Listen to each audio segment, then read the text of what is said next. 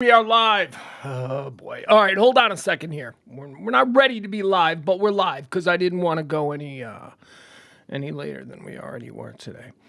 Let's see here. We've got this going. Excuse me. Chat room. All right, who's first in the chat today? Say hello to me. I gotta make sure my right peoples are here. Hey, Jeff's here. Jeff is in first. Everybody, welcome into another edition of High Noon with me, Pugs Moran. Now, High Noon, we say that very tongue-in-cheekily.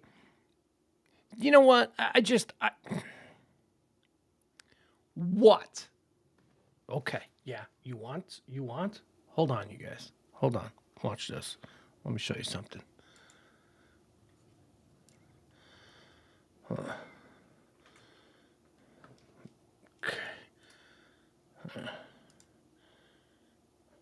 No, where is... Hold on. Look at that.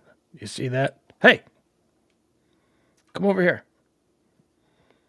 Oh, we can't see her. I hate this damn thing. All right, anyway. That's the dog. And she is the reason why the High Noon show didn't start today at high noon. She is the reason. Well, she's one of a couple. You know, why is this tilted up like this? Let's bring this back down. Get the sign nice and framed. Hi, Leslie. All right. There we go. Okay, once again, let's reboot here. I'm going to fix that. We had an incident this morning. Actually, so here's the deal. So this show is all about the news. This show, High Noon, is all about running down all of the hot topics, current events, trends, whatever it is that people are buzzing about. I try and give it to you here every day, Monday through Friday at High Noon. High Noon, tongue-in-cheekily. Today about 10:30, I spent a good half hour, 40 minutes running around the neighborhood chasing a dog that had escaped her enclosure. She's got it so good here. She knows she's got it so good here. Where are you running to? And now she's mad because she's grounded, because she doesn't get to go out anymore, because I got to do this show for 2 hours before I can even go out and survey the perimeter and try and figure out where this dog escaped from, because I have no idea how you got out. Now go lay down. So she gets out. And she gets out because I hear her barking from behind the house. And she can't get behind the house. So when I hear her barking, it's from behind the house. I know that, oh my God, she's out. So at 10:30 this morning, I stopped doing work. Oh my God, there was a lot of work today. We got a lot of stuff we'll get to today. There's a lot of interesting stuff. So at 10:30, I hear her bark, and I jump out, and I'm like, oh, no. And I look over the back balcony, and I see that she's out in the greenway, and she's, like, barking at these guys who are working back there, and they don't know that she's, So, of course, I come running down the steps. I break through the gate. I come chasing after her. She, of course, runs, because that's what dogs do. So now this dog that is fit as a fiddle. I got to tell you, this dog has like 0% body fat. She is all muscle. She is lean. She is an athlete. She is an athlete of a dog. She is now running down the street, and I'm chasing after her. I'm a man in my 50s who's out of shape, and I'm in flip-flops, and I'm chasing after her, and I don't know what to do. She is just, at this point, it's a game for her. So I stop, not because I had any grand strategy, but mainly because, I felt I could drop dead here, and this is not how I want to die. Luckily, there was a lady walking with her dog, and my dog, our dog, the property's dog. You are not my dog today. She's in the other room. She stopped to sniff the butt of another dog. You know how dogs do. And she stopped, and that allowed me. And as I got like half a block away from the woman, I go, can you grab her collar? And the woman was like, yeah, sure. So she grabbed the dog's collar. And then I got her, and that was wonderful. And my heart was jumping out of the chest because, I'm in terrible shape. And I just ran like 2 blocks in flip-flops. And now, because I didn't think to bring the leash, now I've got to carry a 70-pound side of beef, 2 blocks in flip-flop. It was a hell of a morning. So that set me behind on my preparation. And then, you guys, some of these stories we're going to get into. Did you see the Michael Irvin video? Did you see the Michael Irvin video? I kept having a problem with the Michael Irvin video. So we're going to watch the Michael Irvin video. There's also another video. There's a Drew Barrymore video that we got to watch. Anyway, I got behind, and I apologize. But here's the beautiful thing about the High Noon Show. It doesn't matter if it starts at 12. Doesn't matter if it starts at 12:15. We got no time limit. We're going to do the show that's been prepared. So we're not losing any time. Here is what we are doing, and this is what I'm acknowledging right now to you. I am wasting your time, and for that I apologize. So let's get into today's show. It is high noon for the 14th day of March, year of our Lord, 2023. March 14th is the 73rd day of the year. Quick math, 292 days remaining. All right, that wasn't quick math. I got it written down there. But for a moment, some of you may have been impressed. First thing that we do here, we like to tell you all the things that are happening today. It's the cheat sheet. It's why things are trending, why headlines are happening. We give you all that. But first, before we do that, we like to go through what today is. So we talk about, the history of the day, other things that have shaped this day throughout, previously on March the 14th, that kind of a thing. Then we go through some birthdays. We talk about people who were born on this day. We celebrate their lives, and sometimes we dance on their graves. It all depends. You'll see when we get there. Then we do deaths. Deaths, people who have died on this day. And again, celebrate their contributions or dance on their graves. Whatever. We shall see. All right, so after we've done those, the history of the day, the births of the day, and the deaths, then we move forward into whatever the stories of the day are. So, are you with me? Let's get started. As I said, on this day, March the 14th, on this day, March the 14th, in 1794, Eli Whitney is granted a patent for the cotton gin. But that invention stood the test of time, huh? I mean, we all still know about Eli Whitney. We shouldn't.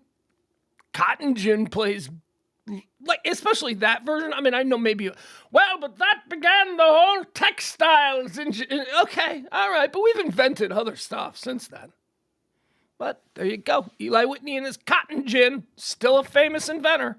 On this day in 1900, the Gold Standard Act is ratified, placing the United States currency on the gold standard.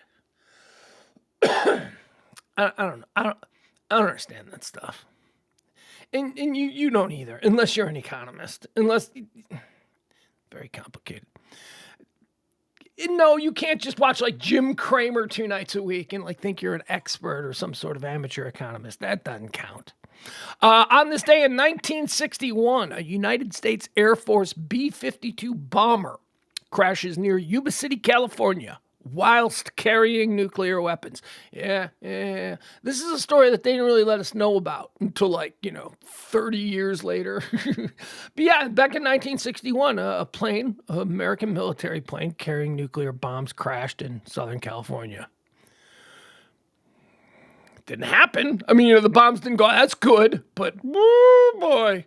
On this day in 1964, Jack Ruby is convicted of killing Lee Harvey Oswald, the assumed assassin of John F. Kennedy. I say assumed because, Actually, no, I do think Lee Harvey was involved, but I say involved because there was a vast conspiracy, obviously a conspiracy surrounding that whole thing. Lee Harvey Oswald ain't just a crazy person. That dude, well, I mean, he is a crazy person, don't get me wrong. But I mean, you look at his, normal people didn't go to Russia. Normal people didn't live there. And anyway, Jack Ruby got convicted on this day. And that's the other thing. Jack Ruby kills Lee Harvey Oswald. That's what we should be talking about. I don't know. It all traces back to a meeting at the Sands Hotel in the summer of 1963 between Chicago outfit mob boss Sam Giancana and one Dallas club owner, Jack Ruby. Look it up! On this day in 1995, Norman Thurgood, am I even saying that right? Show him some respect, right? On this day in 1995, Norman Thurgood becomes the first American astronaut to ride to space on board a Russian launch vehicle. Yeah. Okay. So I guess that's a thing, and it was 95, so that was nice. That was more like a friendship thing when that dude rode on the Russian rocket because we still had our own space shuttle program and we still had rockets and it was 95, so the Soviet Union had fallen, so the Cold War was over, and we were trying to establish some kind of diplomatic and just friendly cultural relationship and bond with the former Soviet Union, now emerging Russian Republic. Um. So that's fine. It's fine. It's fine that he did. You know what I don't like? I don't like that in the years that would follow after we ended the shuttle program and forgot to build rockets, we had astronauts in a space program, but no way to get to space. So the United States had to like hitch rides with people, and we took a lot of rides on Russian rockets over the years. So this guy was the first, and like I said, this one was more of like a publicity stunt. Like, look, we're friends now. But then in the years to come, it was literally, hey, can you give us a ride to the space station? I mean, that's a humiliating for someone like myself, born on July 20th, 1969, the day they landed on the moon. For someone like myself, who holds the American space program to be a very, very integral part of who we are as a people, the accomplishments, the way we've led the world in the exploration of what's next. That, my friend, is the makings of a true superpower. But anyways, we will continue on with what I was talking about. I take the space program really seriously. So when we had to start hitching rides with other people, like and jumping off, like we're sending American astronauts to like Kazakhstan to like get on board some Russian rocket and just to go up and fix a toilet on the space station. It was humiliating. But I'm going to give Norman Thugard on this day in 1995. I'll give him credit for being a pioneer, because when he did it in 95, it was more like, look, we're friends now. They ain't scary Russians. Let's do some births. Some people born on this day. Here's a big one. Born on this day in 1879, Albert Einstein. Happy birthday, Albert Einstein. Who are you? Whoa, aren't you just a regular old Albert Einstein? He stood the test of time. 1879, he was born, Albert Einstein. German-American physicist, engineer, and academic. Interesting man. Beloved man, right? People are like, Albert Einstein. Albert, he's so cuddly. He's got the crazy hair, and he dresses the same way in the big mustache. And he's so funny and silly and cuddly. Right? And that Albert Einstein? That's how do you think Albert Einstein would do in 2023? Because I'll tell you, some of the more interesting facts about Albert Einstein was that he was a bit of a perv. A bit of a perv. Here's the other thing about Albert Einstein. He was known to tell dirty jokes to young ladies. He'd save his best dirty jokes for young ladies. Yeah. I don't know how that would go over in the Instagram era. Hey, Albert Einstein just spoke to my science class. And then told a joke. I don't think that would work. Yeah. Anyway, do with that information what you will. It doesn't. See, people are complicated. He did a lot of great things, and he may have been cuddly and all that stuff. He also may have been an 80-year-old man who wanted to have sex with a 16-year-old. People are complicated. You weigh people's idiosyncrasies in the manner of which you feel most morally comfortable doing.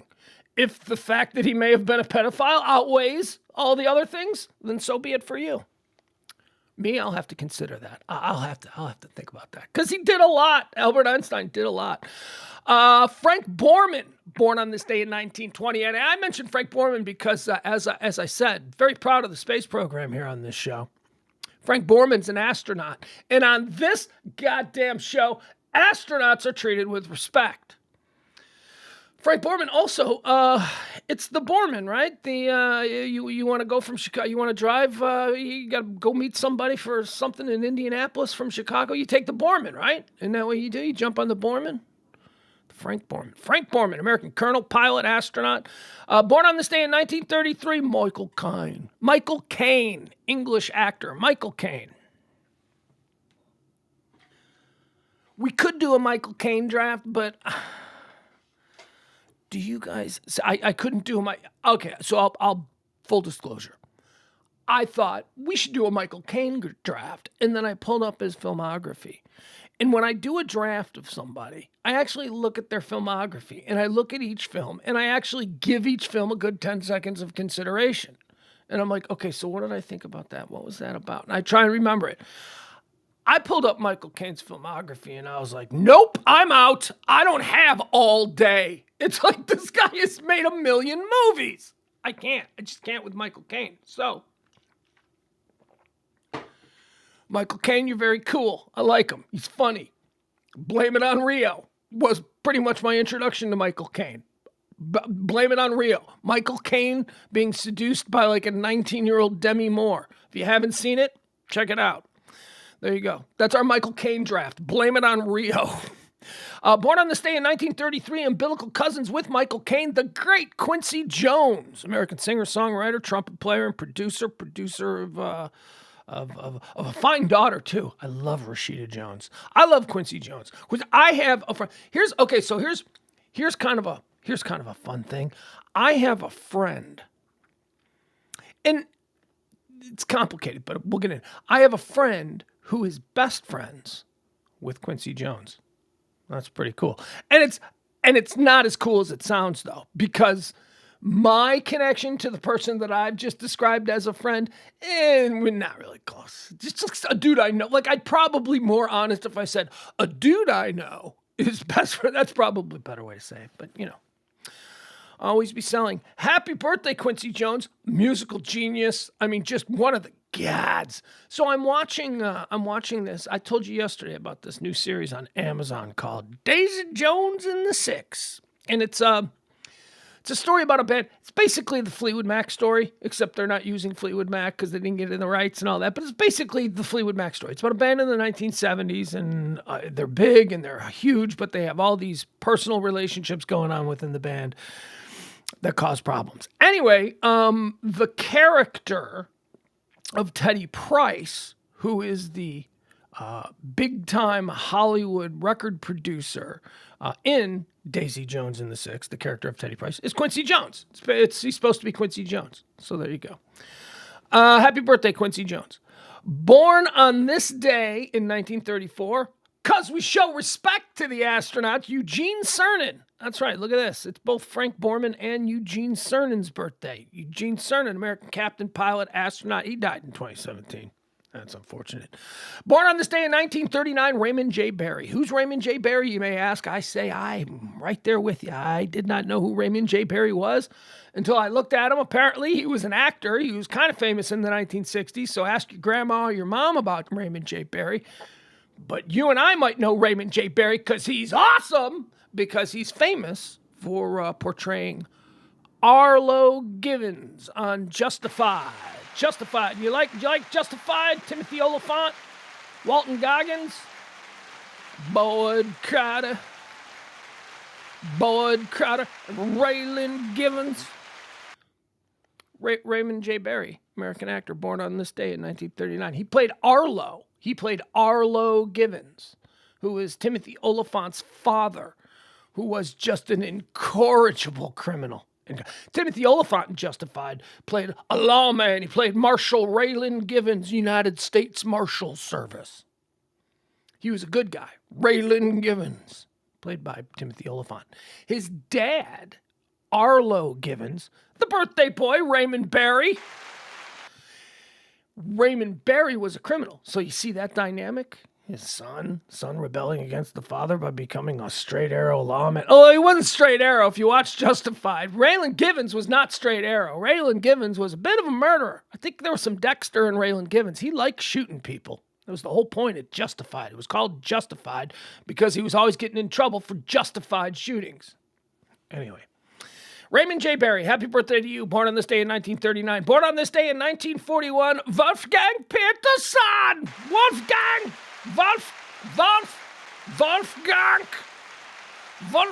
Peterson. Wolfgang Peterson. Director, German,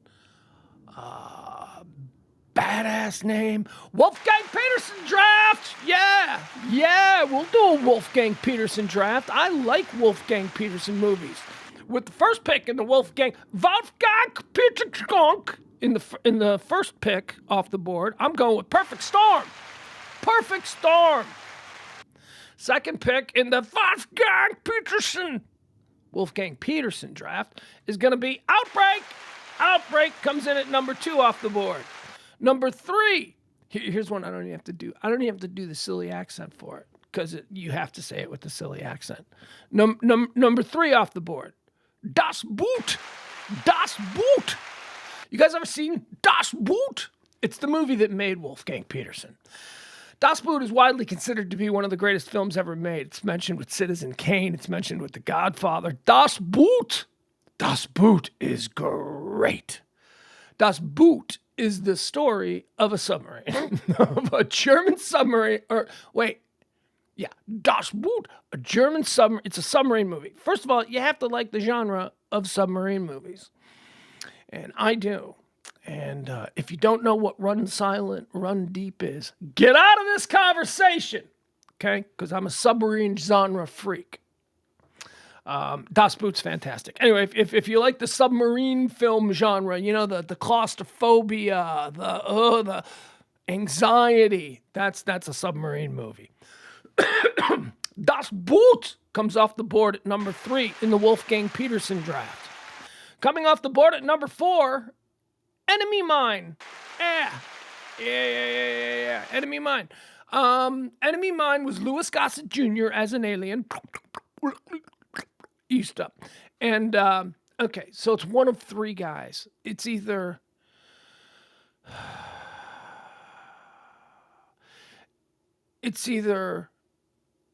Kurt Russell, one of those brothers guys. Oh, which one? Quaid. Or it's Patrick Swayze. I get those 3 actors in 80s movies. They're like all the same to me. Because 1, I'm not gay, so I didn't make a distinction as a young man between the hot guys. And, 2, they're just hot guys who all kind of had the same haircut back in the 80s. So anyway, Enemy Mine comes up. Enemy Mine. They were 2 space warriors who were in a dogfight, and they crash land together. An alien species and a human. They crash land together on a planet, and they have to coexist. Enemy Mine. Loved Enemy Mine. Wolfgang Peterson draft. Number 5, the last one off the board in the Wolfgang Peterson draft, we're going to go with In the Line of Fire.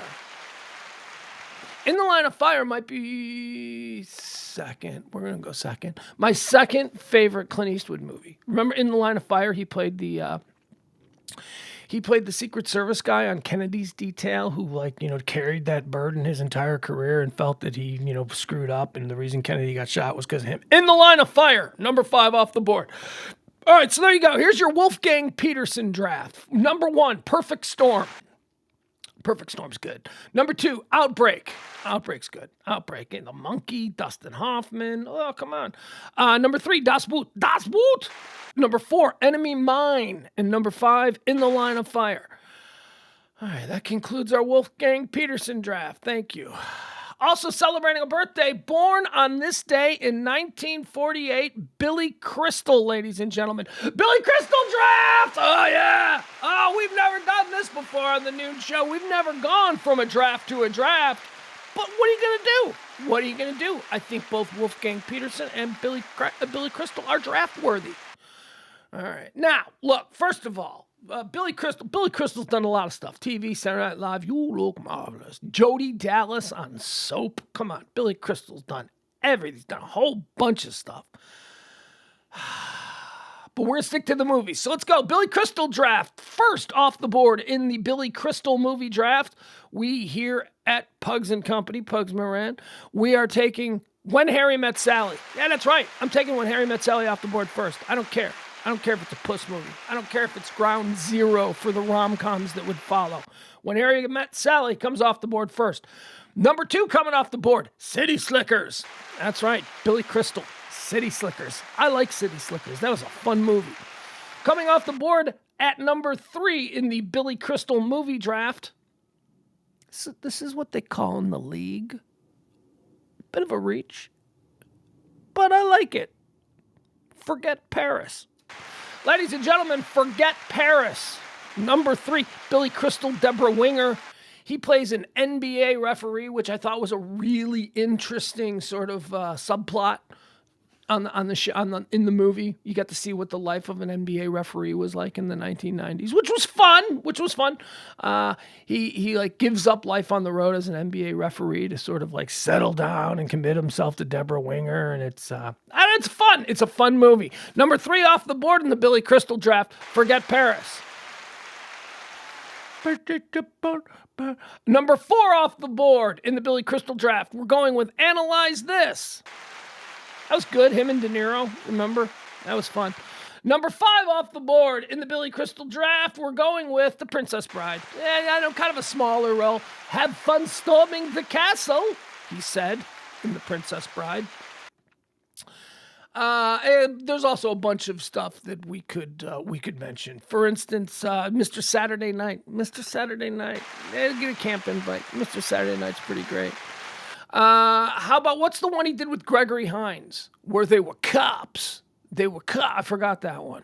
I don't remember what that was. Kevin Barber knows. Mr. Saturday Night from Billy Crystal was a bomb, but I loved it. Yeah, I liked Mr. Saturday Night. Absolutely. I can't think of the one with Gregory Hines. What was the Billy Crystal movie with Gregory Hines where they played cops and they tried to play tough cops, but it was Gregory Hines and Billy Crystal. So you're like, one's a dancer, the other's a comic. Neither are great actors. I'm not buying either as tough Chicago cops. Can't remember the name of that movie though. Anyway, let's move on.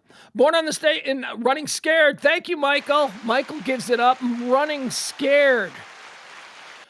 Let's see here. Born on this day in 1950. How about Rick Dees, American actor and radio host, one of the most successful radio hosts in American history. Rick Dees, ladies and gentlemen, the disco duck himself. Born on this day in 1960. Kirby Puckett. Take a moment. Stop down. Hold a good thought for Kirby Puckett, who, now that I'm thinking about it, was he posthumously accused of like rape and stuff? Oh God, do we got to do this now?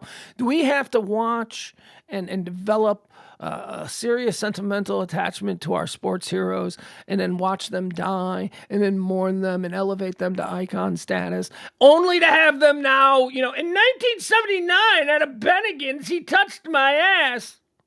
I don't know. Did Kirby Puckett get in trouble for something?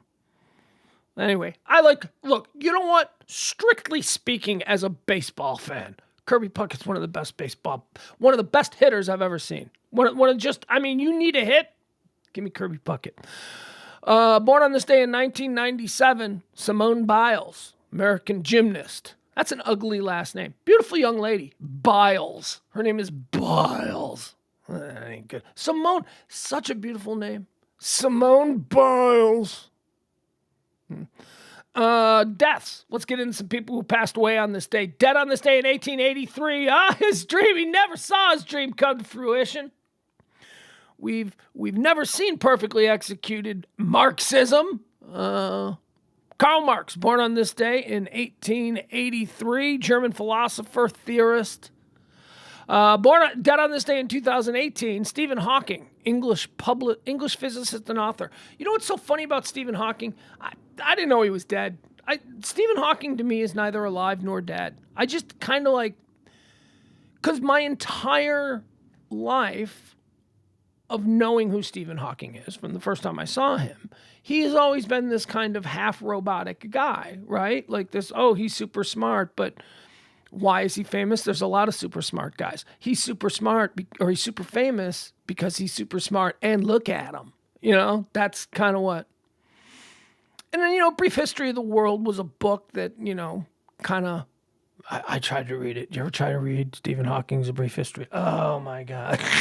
It's worse than the Bible. And by that, I mean, I've tried to read the Bible too. It's just so difficult to read. You really, as is the case with the Bible, you truly must be willing to dedicate some serious concentration if you're going to enjoy either one. Anyway, I didn't know Stephen Hawking died, but he died in 2018. Dead on this day in 2022, Scott Hall, professional wrestler. Scott Hall. I don't know much about wrestling, but I do believe Scott Hall was a fairly big name. think it's fairly big. All right, that's going to do it. We've gone through the history, we've gone through some births, and we've talked about some of the deaths. Let's get into the things that are trending and making this edition of March the 14th so very special. I need a drink. I'm getting cotton mouth.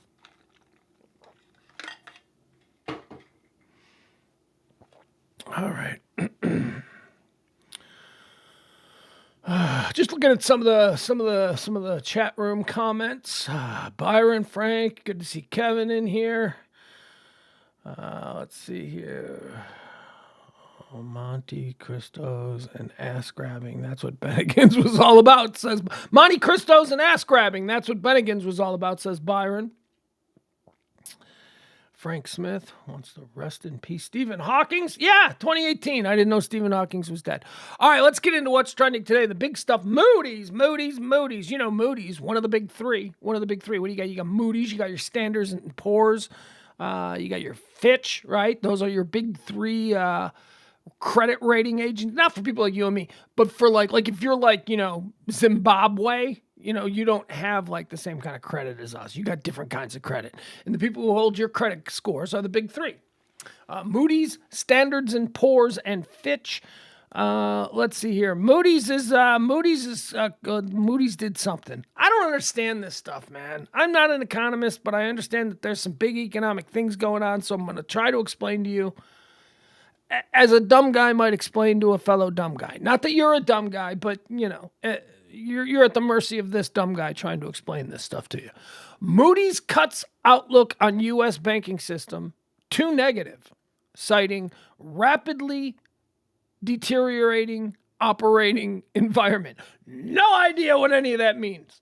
Moody's Investors Service cut its view on the entire banking system to negative from stable. Okay, that I get. That doesn't sound good.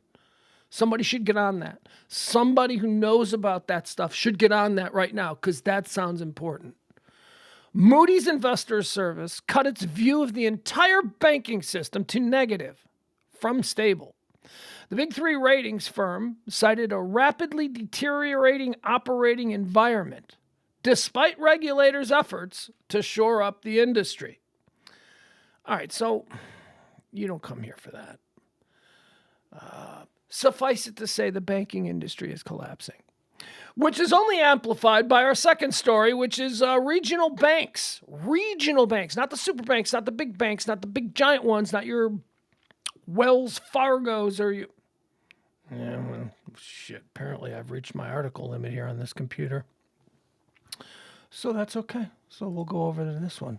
Excuse me.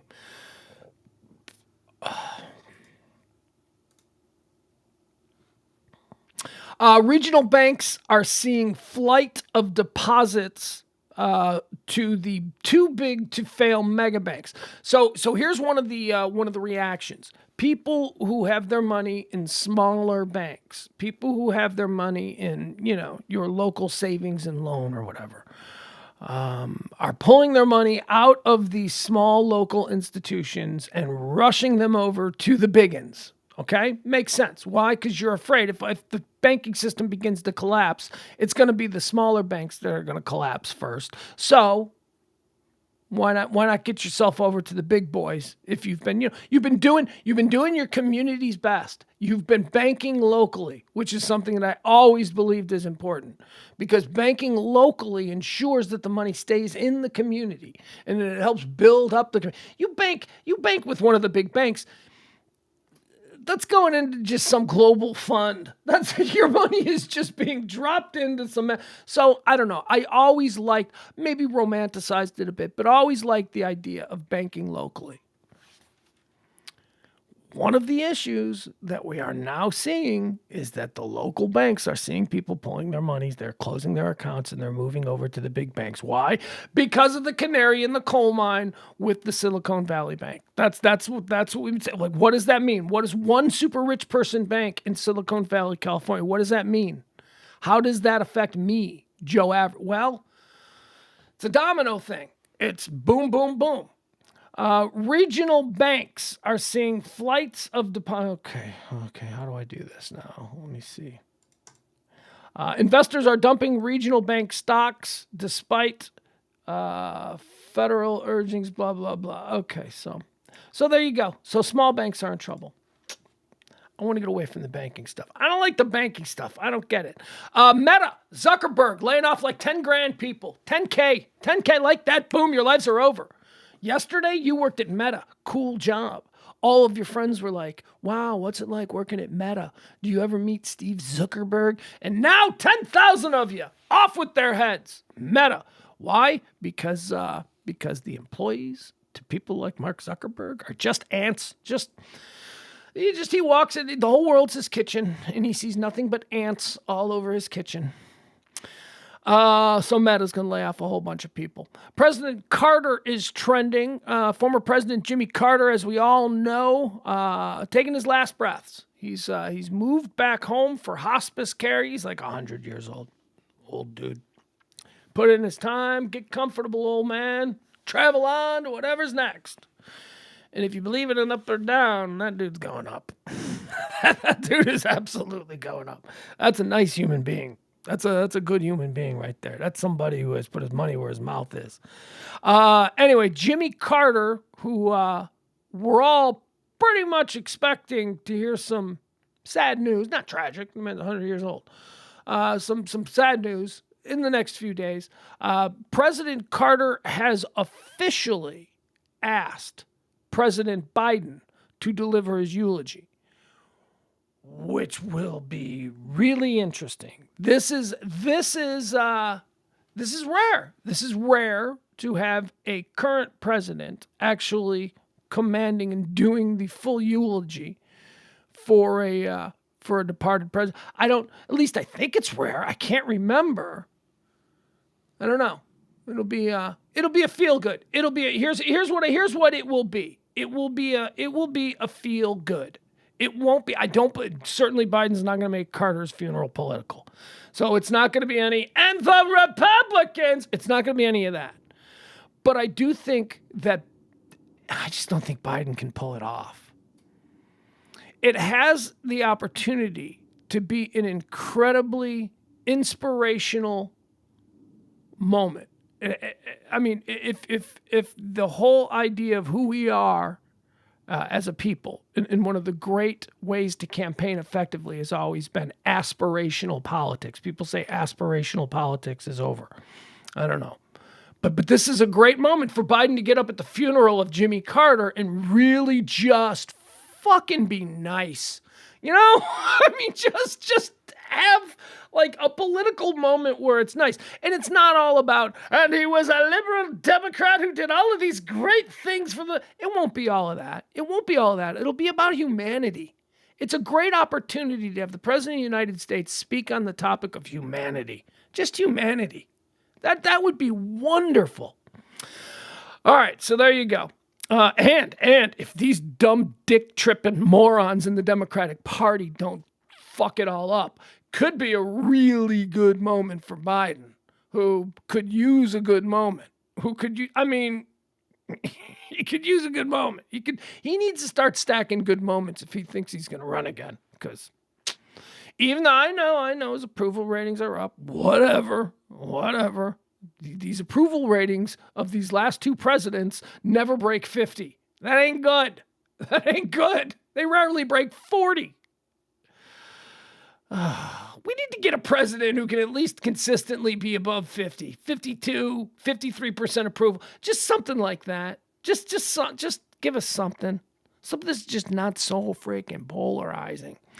Michael Irvin is trending. Michael Irvin, we saw the video. So if you've been watching this show, the High Noon Show, Monday through Friday at noon, or the Pugs and Parker stream, which comes on at 9 p.m. Central Standard Time, we've been talking about the Michael Irvin situation. Michael Irvin, of course, the playmaker, legendary Hall of Fame football player, Dallas Cowboy legend, NFL legend, if I'm being honest, television personality now, big NFL personality. Michael Irvin was down covering the Super Bowl for ESPN. He was also there as an ambassador from the NFL. So he was there twofold with two sets of employers. Michael Irvin, nice to be him, cashing 2 checks while partying at the Super Bowl all week. So Michael Irvin apparently did something inappropriate with a Marriott employee in the lobby of the Marriott hotel he was staying at during the Super Bowl. A whole bunch of events then occurred. Michael Irvin was kicked out of the hotel. ESPN was contacted and told that Michael Irvin appeared on video to be sexually harassing this woman. ESPN reacted instantly and didn't fire Michael Irvin, but canceled his credentials for the Super Bowl and told him to come home and that he would not be on the air. So then the story breaks nationally. And all of a sudden, Michael Irvin's going, I don't know what I did wrong. I don't know what I did wrong. And that was like a month ago, and nothing had happened in it. And it was just kind of weird because that seemed like a story Marriott had claimed, or at least in the news report, the person who wrote the news report made it seem like people had seen the video of Michael Irvin's alleged transgression. Turns out nobody saw the video. Nobody had seen the video until now. We saw the video today. And I hope that my long, well-documented history of making fun of and mocking and just, overall thinking he's a massive clown, the way I've portrayed Michael Irvin throughout my 20 years now of being raised, he's a toolbox. The guy's like a total D-bag. So don't forget that. Don't forget my long history of that. When I tell you, dude got railroaded. Dude got railroaded, man.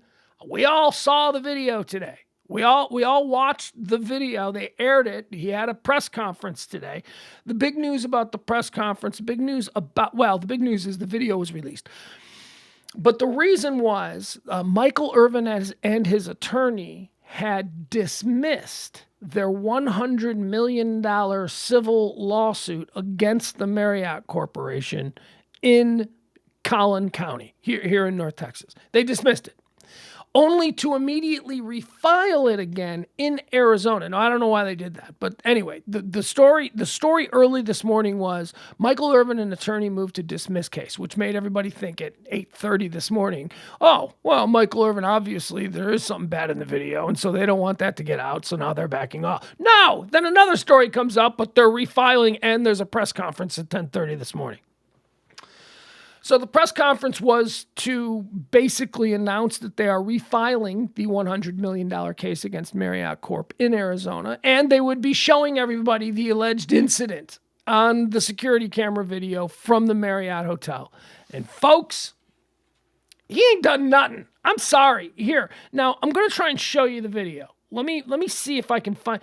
It might take him. We're going to watch the video. Don't worry. We're going to watch the video. And we're gonna break it down. We're gonna try and figure out here, and we'll do it more in depth, I think, tonight with Parker, because I want to get Parker's take on this.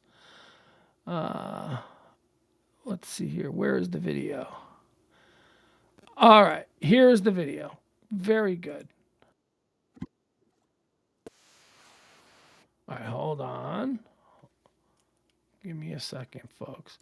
So we're gonna watch the video. We'll just watch the presentation, okay? We got nowhere to go. We're in no hurry. We got time. So we'll watch the video. I want context. I want everybody to be able to. There that is. Okay.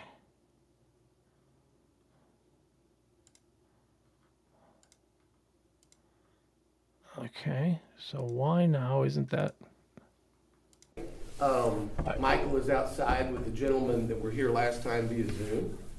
I've called them the TMZ witnesses because they were the first to interview them, but it's three. Okay, hold on. Let me make sure what we're looking at. Okay, very good. All right, so this is the lobby. Obviously, you can see the bar over here, and this seems to be the entrance. Where is my gentleman? If you notice his body movements and what's going on, he's obviously going to be very friendly. There's some other people actually that I don't know their identity. Okay, there's Michael. Okay. That guy right there on the left. Stop it. And go back 10 seconds. Can you do that? When I talked about the people that were in the back talking, I believe the complaining witness, I believe it's this gentleman here who's some kind of a manager. And then you'll see the witness who's been back come out this side, okay? She's gonna walk way around here to this pole instead of back to where her job would be back that way. Okay, go ahead and roll it.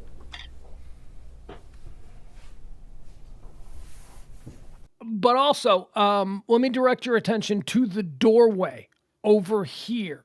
Okay, this doorway in the upper right corner, you see the entrance to the hotel.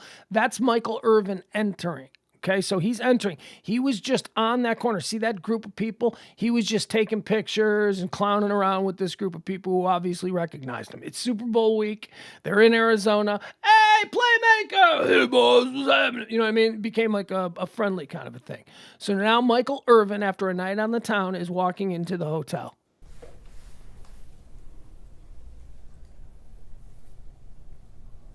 There he goes. All right. Yeah, you see him? He's glad-handed. She'll come this Taking way, pictures pretty with soon across the people, bottom. shaking hands. Also, when she walks up, you'll see she kind of looks around the pole to see if Michael is still coming. You can see her just barely duck her head. Here she comes. Okay, That's the right there. You see how she stuck her head to the right? And now pause it. Now, she's way ahead of Michael.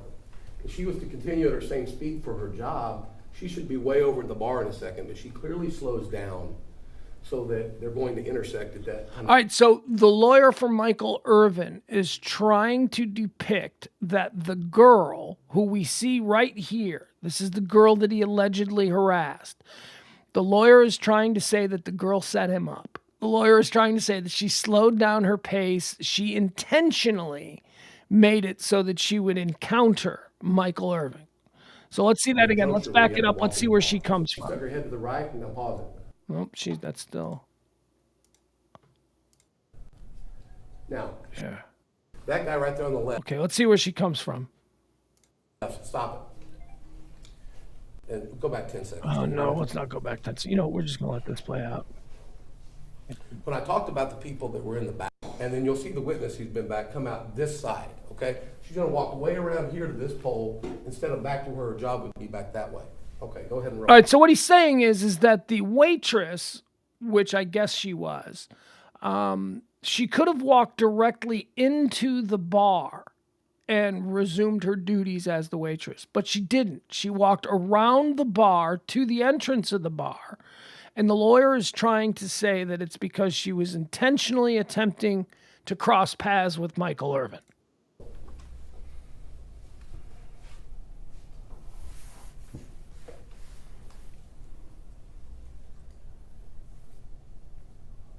There he goes. She'll come this way pretty soon across the bottom. Also, when she walks up, you'll see she kind of looks around the pole to see if Michael is still coming. You can see her just barely duck her Oh, head. here she comes now.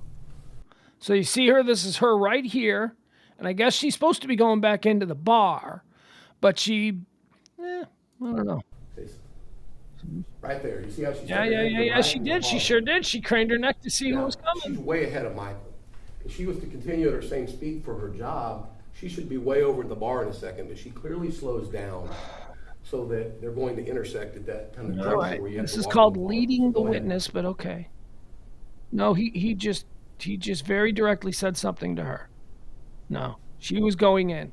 This is the shake I talked to you Okay, about in the beginning. that You seems know, to be shake. key. Let's watch that again. He seems to be she seems guy to be is heading barely in, ducking her head. okay? Here she comes. Here she comes. She seems to be heading into the bar. Right He there. seems You see to how she call stuck her. head to the right, and now pause it. Okay, so here's Michael right here, right? This is Michael Irvin. He's carrying his jacket, and that's the waitress. Now, she's way ahead of Okay, Michael. stop it. If she was to continue at her same speed for her job, she should be way over the bar in a second, but she Okay, that clearly doesn't slows matter. down What matters so is that they're going to intersect who at that interacted kind with of who junction where you have to first. walk in the bar. So go ahead. she walks in. Now he's going after her. He is absolutely going after her. That is absolutely, he's like, hey, girl. If she was to continue at her same speed Watch for this her again. job, Hey, girl. should be She way is over the walking bar in a there. second, but she She's clearly not slows interacting down with him. Okay, So this that is they're key for going to me. intersect at that kind of juncture where you have to walk in the bar. So go ahead. He's like, hey, girl. Hey, girl. Right? That's what he's doing. That's what he's doing. And now she comes out and he's like, I'm Michael Irvin. This is the shake I talked to you Now about he in the seems to be beginning. talking to her and Shake. she seems to be Pause it. acting like an employee. This guy over here with his hands on his hips is the angry man. Right? Okay, so he's a guest. He's a high profile guest. She was walking in and we saw him. Hey, girl. I mean, we don't know what he said, but that's certainly what it looked like. And then he pulls her out. And whether she does or doesn't know he's Michael Irvin at this point is irrelevant because she was moving towards doing her job, her duties, and he pulled her out.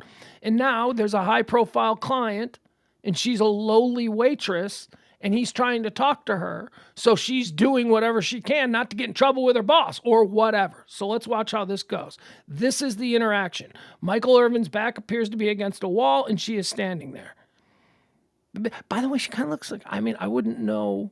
And again, it's security footage. We don't have any real definition on this. I'd be like, who's that dude? Who's that dude that Michael Irvin? I mean, it looks like a guy. It looks like a dude. Manager, okay? Right, so let's watch. If you go back a few seconds, I want him to see what he does with the hand clap when he sees her with Michael. You can, behind the bar, you'll see him walk out. So focus on him this time instead of on her.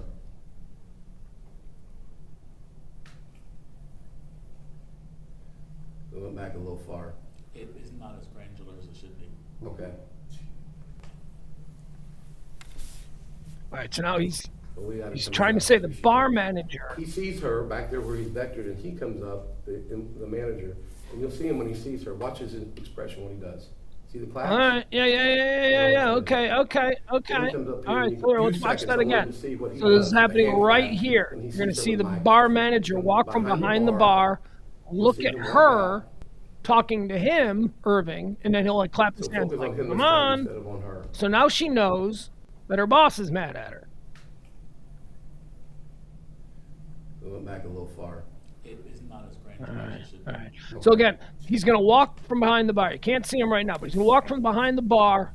But we got to come down because here she He's goes. going to stand right he sees here. her back there where he's vectored, and he comes up. I hope you can see the little manager, cursor. And you'll see him when he sees her. Watch his expression when he does. See, clap. See the claps? I don't know what that is. Then he comes up here, and you can see he's visibly frustrated at what's going on somehow with her. Now let's take the focus back. Now let's watch Michael. Let's say he just pushed her. Not didn't push her like I'm going to push you. No, he like moves her back. He is directing her motion. Let's do this again. I don't know what that is. Pulls her out. Frustrated at what's going on somehow with her. All right. Now let's See right here. He pushes her backwards. She's now backing up. See, they have friendly interaction. Body language is good. And they're just talking. In fact, if you see, he keeps more space from him than he does when he's talking to any male at any point in the He bar. starts to do something weird with his pelvis. Some of y'all probably wish he'd keep more space when he talked to you. Like he starts leading with his pelvis. Like, you want some of this? That's pacing, hitting his You'll hands. see. He's upset over there on the left with whatever's happening. The guy in the gray up top, Okay, that's the they're trying to security guard. divert our attention from what's really happening. Let's watch what's going on with Michael Irvin and the girl, okay? Screw the lawyer trying to misdirect, trying to create some like romance. The bar manager was in love with her, you see, and he was jealous. Pause it 1 second. But we've been going for a while. They're having a lot of conversation. Yeah. As Marriott released in their statement, they said basically, he said one word to her, an offensive, vulgar thing that he did not say, and it's clear from the video dummy. and from these witnesses. But they have a very lengthy conversation. Let's keep watching. All right, so Michael's talking to her. She seems like, whatever. Just being cordial. She is not being sexy. She hasn't touched him. He just touched her. There you go. He just, now I'm gonna leave with my pelvis. Look, I'm gonna touch you. You so funny, girl. You so funny, girl. Back and forth like that. That's what he's saying. Well, now I'm gonna leave with my pelvis. He walked in closer to her. She didn't back up at all. Oh yeah, but he didn't. I walk into her. Shaking hands. Now, I want you to watch the Okay, now we're shaking the hands. because she's gonna kind of, when the people No, who did not? kick her leg, Who did you? I'm the playmaker. That's right. friendly. There you go. I'm playmaker. Push her leg. All right. And All so right she now. Look over her shoulder and think it was Michael. All right now. All right, she's walking away. They claim he was leering at her. What? Well, I don't know about leering. All right, so here's the deal. Watch. Shaking hands. This is her. Who initiates the handshake? Okay, girl. He walked in closer to her. She didn't back My up. pelvis. Look at that. Look at that big. Okay. Shaking hands. All right, girl. She's like, nice to meet you, Mr. Irving, Mr. Playmaker. I'll tell my dad I met you. He'll be really impressed.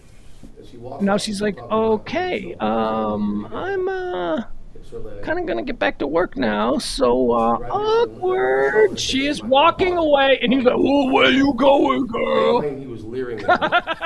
But he looks back at the bar. She's All right. way gone. Here's the point. If you're about to watch, she's gonna. We're gonna end that there. But here's the point of this whole thing, okay? You know that everything that I just depicted coming out of Michael Irvin's mouth was true. That is exactly how oh girl. He was being weird. He's like, look, my pelvis. He was leading with it. He was doing weird shit. Of course he was. He's Michael Irvin. He's a weird guy. He's been a weird guy for 40 years. We know this. But he didn't do nothing wrong.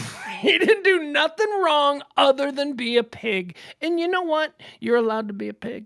Sticks and stones. You're allowed to. What you can't do is you can't touch people. You can't back people up against a wall. You can't, threaten people. You can't use any kind of power imbalance to sort of assert your sexual wills on someone else. You can't do any of that. But what you can do is you can be, hey girl, you want to have sex with me? You can totally do that. And I don't care how left you are, you don't want to live in a world where you can't do that. You know why? Because the other person can easily go, no, I don't. And then as long as that guy goes, all right, just needed to ask. Come on. Michael Irvin didn't do anything wrong. And he's going to get a settlement. The whole world going to see that video. And we're all going to be like, oh, Michael. You know what the rumor is? And it's being reported now. Someone in the chat room, and I have to thank the person in the chat room last night at 9 o'clock for pointing this out. Someone in the chat room reported that he offered her, or he was talking to her about BBC, which I've come to learn is a porn designation for big black chicken. That's what BBC is. And apparently he was talking to her about BBC and she was made to feel uncomfortable. Well, that sounds like a her thing. That sounds like she's been made to feel uncomfortable. Not a him thing. If somebody makes you feel uncomfortable, that's entirely a you thing. You can't stop how dare you make me feel uncomfortable? Well, that's what people do, Buttercup. Human beings are different. We're all different. We don't all agree on everything. Sometimes we make one another feel uncomfortable. Now, to the degree to which that is intentional, I think we can have a reasonable conversation about that. But you're allowed to make people feel uncomfortable. You just are. And you, Buttercup, got to toughen up and not be made to feel uncomfortable. What you can't feel is threatened. See, and this is where the line gets blurred. The line is constantly being blurred. Everything that is an awkward or uncomfortable moment is not thereby a threatening moment. Okay? There is no harm. This woman sustained no harm from encountering a piggish and half in the bag Michael Irvin. She didn't. There was no harm. She's fine. She went back to work. She didn't lose her job. Here's what I think might have happened. I think that we did see in that video, and I know we're spending a lot of time on this, but whatever. This is part of the reason why the show was kind of late. So this is interesting. All right, so Adam Reyna, here, we'll put up what Adam, because this is a conversation that's worthy of having. Adam Reyna says you are allowed to be a pig and to offend people, create awkward situations, be inappropriate. You are allowed. I believe that's what Adam is granting me. You are allowed, but you're not allowed without consequence. He got his.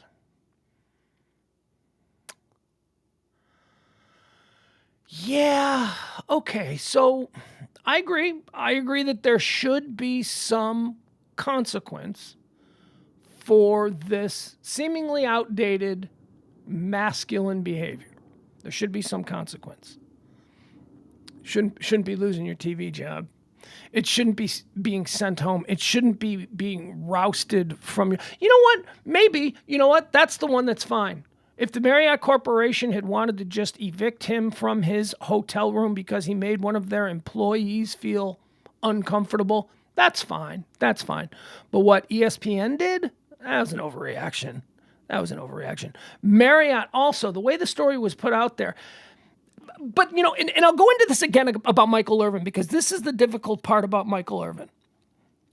The initial reaction to this story was so big because it was Michael Irvin. Not because Michael Irvin is famous and we fiend after famous people getting in trouble, but because Michael Irvin is always getting in trouble. It was believable That's why this story got oxygen. And that's why Michael Irvin is suing. Michael Irvin is suing because he's embarrassed over what occurred at Marriott, which to his eyes and my eyes as well, I got to be honest, there was nothing. There was nothing that bad that occurred. So that's what he's suing about. He's suing because he's embarrassed. He is failing to recognize that it is due to his own behavior. You reap what you sow, Michael Irvin. You're embarrassed because the story got big and it embarrassed you. Why did the story get big? Because you have been embarrassing your family for 40 years. I guess not yourself. You don't really think about it that way. But Michael Irvin, you're a bit of a clown. People have always thought you were a clown.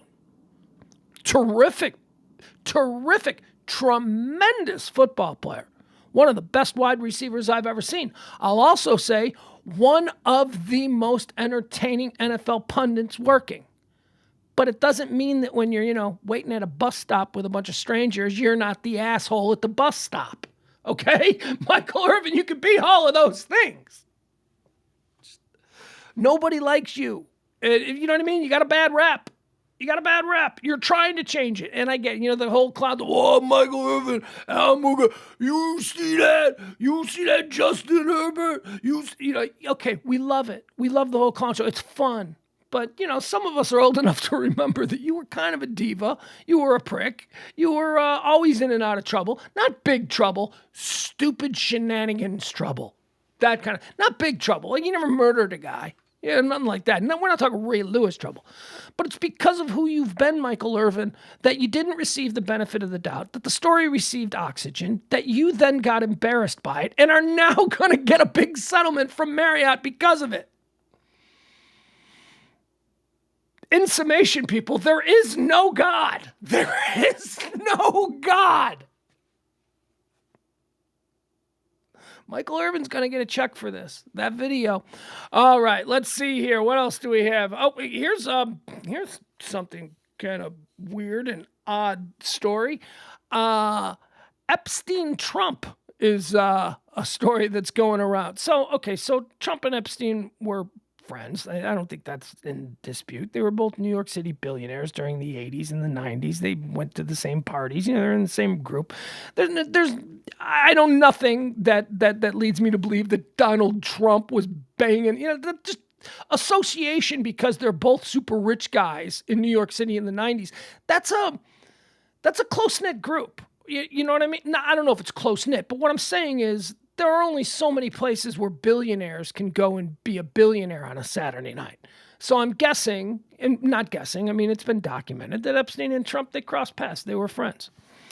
But apparently there's a new book out that's being written by Jeffrey Epstein's brother, who is claiming that this is so crazy. The book is claiming that Jeffrey Epstein stopped hanging out with Trump because he realized that Trump was a crook.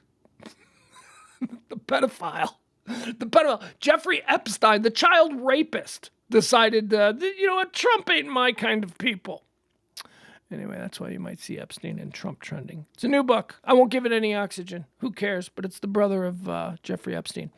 Gary Glitter. Speaking of other people, other scumbag weirdos, Gary Glitter, glam pop artist from the 1970s, well-decorated pedophile. I mean, he's been in jail in all the great pedophile countries. He's been in jail in Vietnam. He's been in jail in Malaysia. All the greats. He's done it. And Gary Glitter is going back to jail. Did you know he was out? Yeah, he was out. Remember Gary Glitter, who was one of the biggest music stars of the 1970s? He was jailed in 2015 for attempted rape, 4 counts of indecent assault, and 1 of having sex with a girl under the age of 13. He was kept in a low-security Category C jail in Dorset, England. All right, so this is his most recent one. He went to jail in 2015 for raping kids, actually raping children. 2015, Gary Glitter.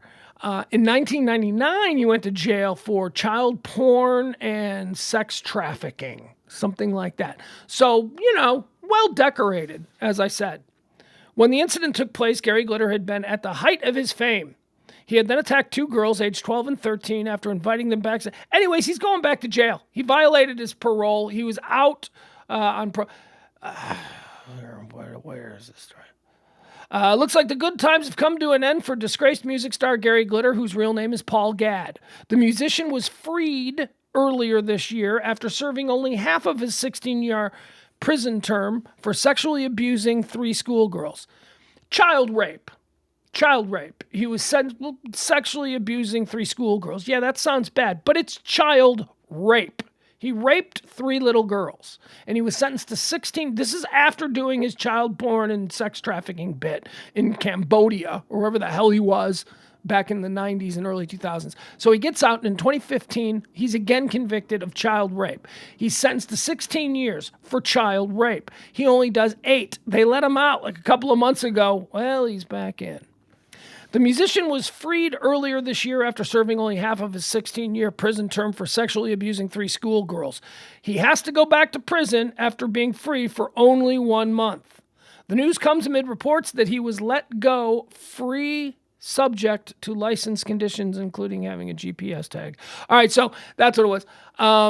He had to have basically, like here in America, I guess an ankle bracelet kind of a deal, GPS monitoring system that they have to wear. Yeah, apparently he wasn't wearing that. So there you go. So he's got to go back to jail. Good. We don't need a 82-year-old Gary Glitter out there, trying to... Speaking of other monsters, a different kind of monster, though. Brian Kohberger. Remember him? Kohberger? He's the Idaho college massacre guy. Dude, Kohberger. He's trending. You know why? Want to know why he's trending? I mean, he's the guy, the Idaho college girls. Got 3 girls and 1 guy. We always forget Ethan Chapin. Can't forget Ethan Chapin. He slaughtered them in their sleep, in their home, in their little college apartment house, rental house, there in Idaho. Slaughtered them. Manhunt for a couple of months. Finally caught him. Kohberger. Put a name. He's a creep. He's a weird psychology student, criminology, whatever. It's fucking very weird, very crazy story. But it's been quiet. It's been quiet for a couple, and we haven't heard much about Brian Kohberger. Well, we do now. Guess what Brian Kohberger is? Brian Kohberger has found Jesus. That's right. Brian Kohberger is apparently a wickedly devout. I guess you shouldn't say wickedly devout. So he's a seriously, sincerely devout Christian now. So good luck with that, Kohberger. You slaughtered 4 beautiful young people. And now you're playing the Jesus card. Really? Mexico is trending. Because, we got a bit of war words where we're kind of, we're throwing shade at each other, the United States and Mexico. I don't. Okay, so let's look at it this way.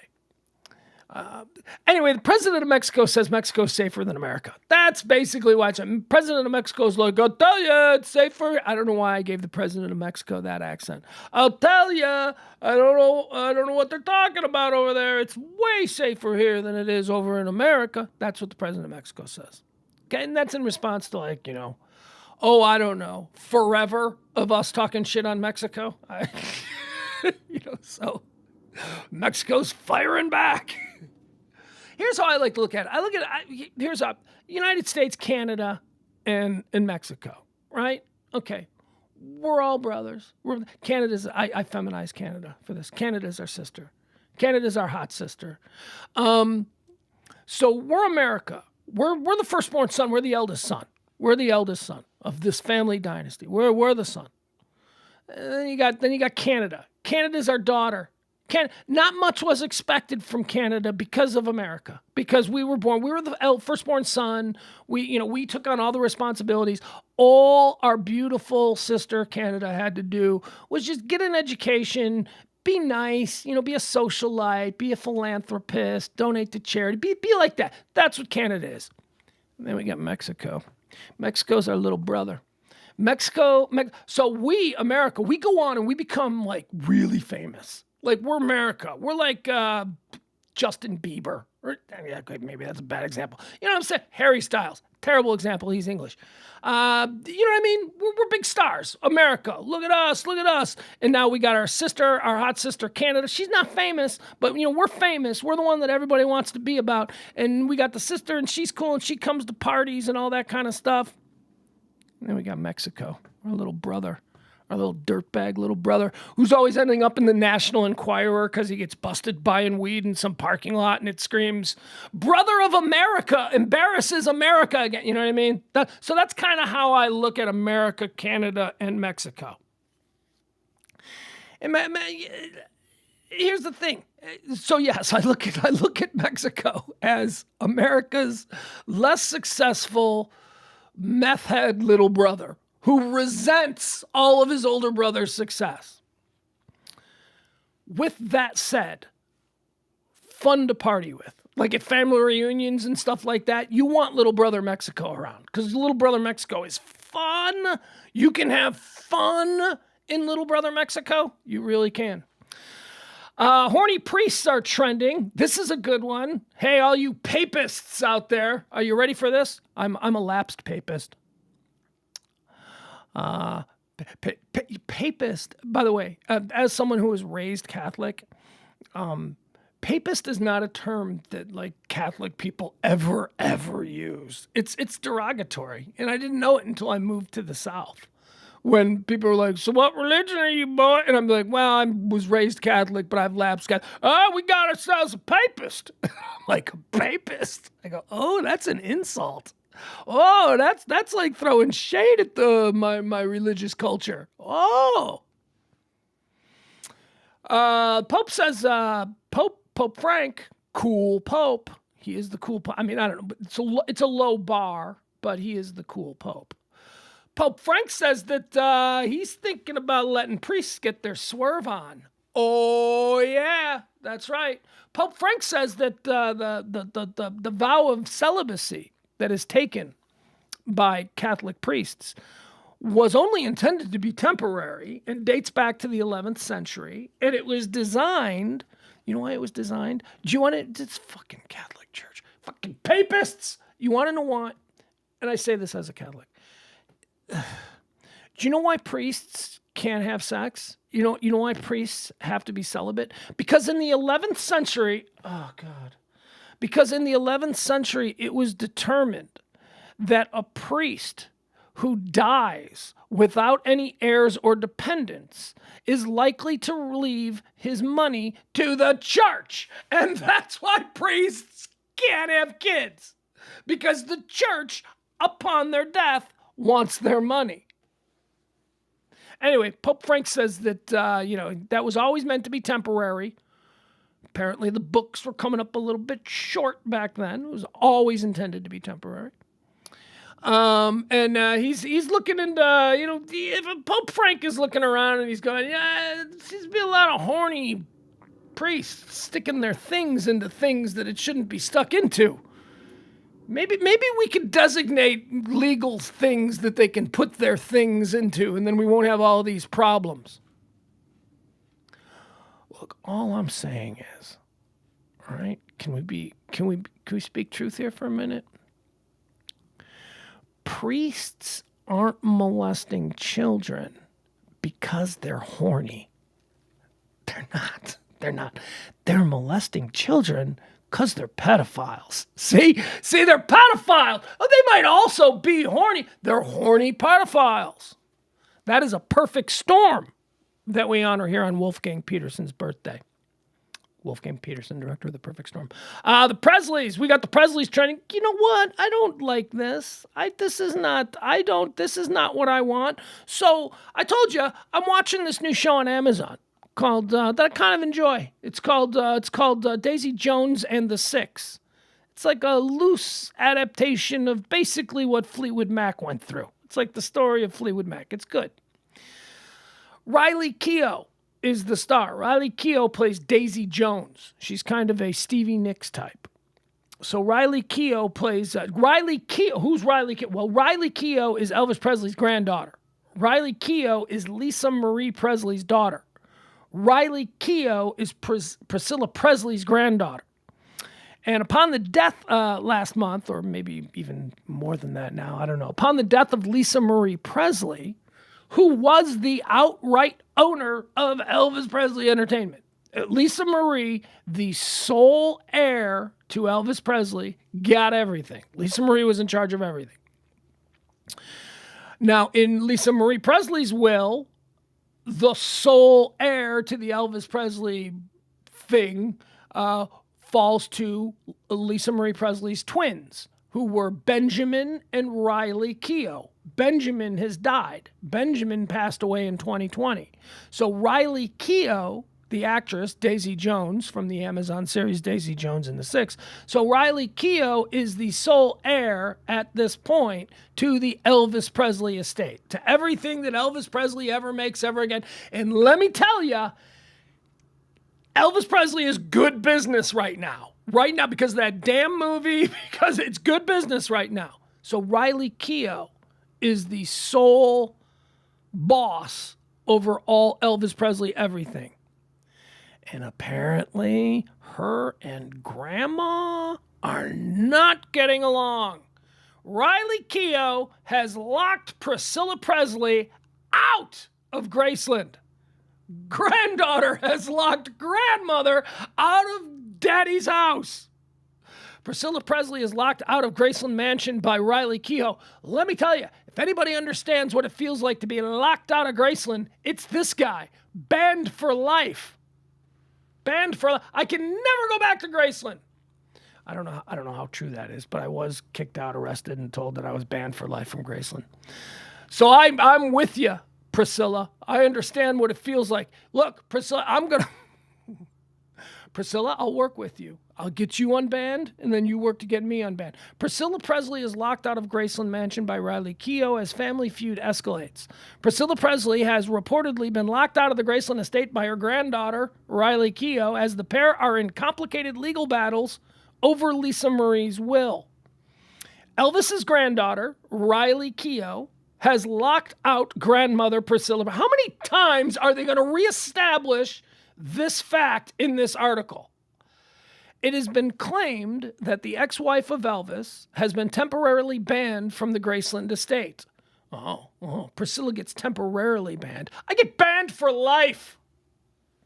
Riley Keough, daughter of Lisa Marie, has reportedly changed the locks on the upstairs doors and archives whilst on a trip to Memphis. No, she didn't. She did that. I'd love the way this is written. Riley Keough went down to the Ace Hardware and she bought a bunch of lock changes, and then she went to Graceland in her little baseball cap with her ponytail pulled through it, and she changed the... No, she didn't. Some lawyer or accountant said, change the locks. And then they hired some day laborer to do it, or some dude who already works there keeping up the price. Riley, the daughter of Lisa Marie, changed the locks during a recent trip to Memphis. No, she didn't.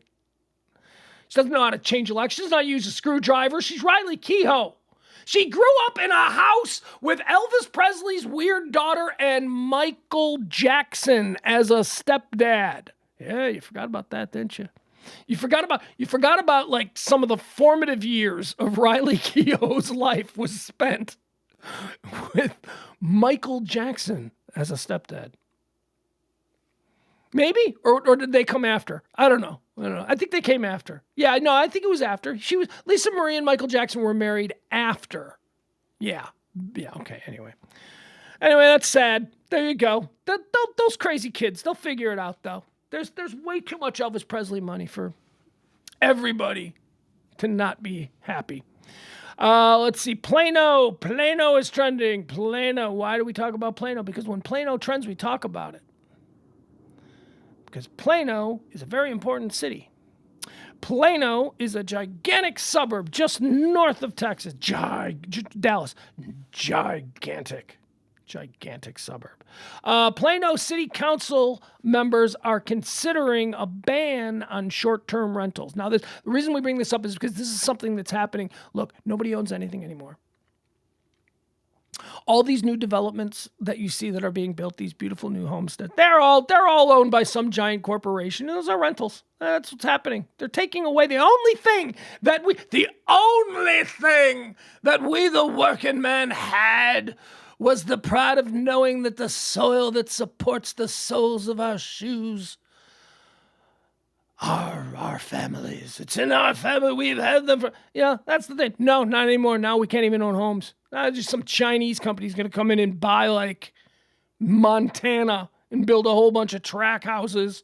And then suddenly, think I'm kidding? You think that's not the play? Anyway, so there's a lot of rentals, a lot of things being rented. Nobody can get mortgages. Mortgage rates are crazy. Anyway, so everybody's renting, and Plano is going to say, and there's a lot of, I use Plano as the jumping off point because there's a lot of suburbs who are actually considering this.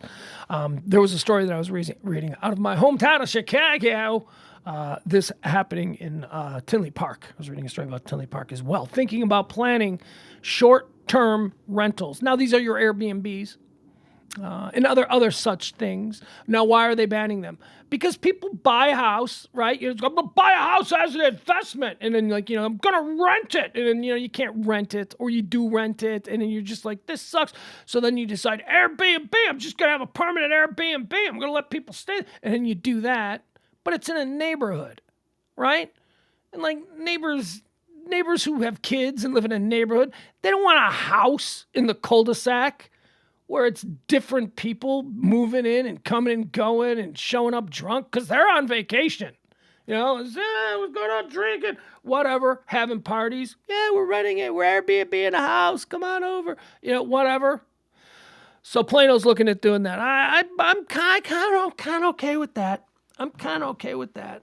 I don't know. If I was a homeowner and there were a whole bunch of these houses in my neighborhood that were, suddenly for rent, or they were being Airbnb'd, and we're seeing all these transient people in the neighborhood. No, man, neighborhoods are supposed to be familiar. You're supposed to, that's why you buy a house and you live there for decades, right? You're supposed to know the people on the corner. You're supposed to know them. You may not like them, but there is some comfort and familiarity, right? That's just supposed to be, who's this now? Who are these people over there? I don't know. We can't help it. It doesn't matter where we live. We've all done that. We've all done that where we're looking out our front window and we see somebody who doesn't belong. We're like, who's this now? Imagine that's the norm because there's 3 Airbnbs or short-term rentals on your block. And again, I bring this up, and I think this is an important issue because this is, again, one of those issues that that concerns almost exclusively we, the middle class. These are our neighborhoods that are now being turned into transient hotels. These are our neighborhoods. These aren't happening in the super rich people gated communities. They're not renting Airbnb. I mean, maybe on very small scale, but it's not the same thing. You see what I'm saying? These are our neighborhoods. These are the foundation of our middle class, blue collar American societies. Our neighbors, the familiarity of the park down the street. Not who's this car? Who are these people now? How long are they going to be here? Affects us. That's why it's a big deal. It affects us. You can be like, well, I'm not worried about it. But man, these little things, man, one thing at a time. They lower our expectations one little bit at a time. Our expectation to have a neighborhood that is familiar to us where we can grow up and raise our children should be an important one, I think. And, we're seeing these things happen. We're seeing all these rentals now. People coming and going. It's, Happy Pi Day. Get it? Because it's 314. Pi. 3.14. You get it. Math nerds. Math nerds get it. Happy Pi Day. So, to that end, USA Today, I guess I'll mention it. USA Today got an article today about all kinds of places where you can get stupid deals on pie or pizza. I don't know. I think it's pizza. Most of these are pizza places. Garbage pizza. 7-Eleven has pizza today for $3.14. 7-Eleven pizza. If you're eating 7-Eleven pizza and you ain't 15 with a skateboard under your arm, something went terribly wrong for you. Blaze Pizza. All right, I've never been to Blaze Pizza, but they look nice. They don't look terrible. Blaze Pizza is offering diners any one 11-inch pizza for $3.14. There you go, $3.14 pizza at Blaze Pizza. Get $3.14 off pizza at Casey's. Casey's, ladies and gentlemen. Casey's Pizza. I gotta doff my cap. First of all, let me just establish this. Casey's is not great pizza. Casey's is not great pizza. Casey's Pizza. Do you know that Casey's Pizza is like the second or third largest distributor of pizza in America? Casey's is a chain of Midwestern convenience stores, like a racetrack or Speedway or 7-Eleven with gas pumps. That's what Casey's are. But for some reason, Casey's throughout the Midwest, whether you're in Iowa, Illinois, Wisconsin, Michigan, Indiana, Tennessee, Missouri, wherever you are in that part of the world, everyone will tell you Casey's has the best pizza in town. And I always thought it was the funniest thing. My rural friends would be like, I know you're from Chicago and you're a pizza snob, but you need to try Casey's Pizza. Well, I tried Casey's Pizza, and guess what? Casey's Pizza is good. Casey's Pizza is good. Casey's Pizza is good. It ain't great, all right? So let's just stop that. But I'll give you, if I'm living like 100 miles away from the nearest shopping mall, yes, Casey's is good.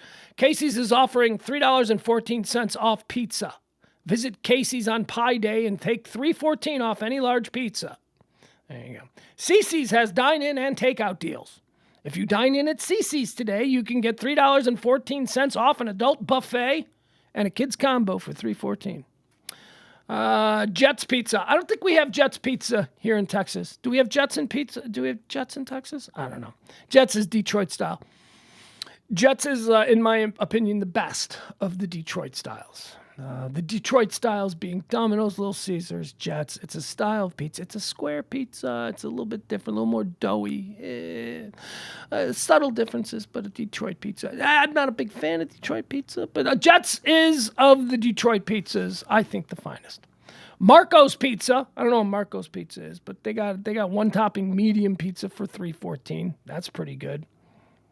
Papa John's has a Pi Day BOGO special. Papa John's customers can buy one large one-topping pizza for the regular menu price and get a second large one-topping pizza for $3.14 with the promo code Pi Day, P-I Day.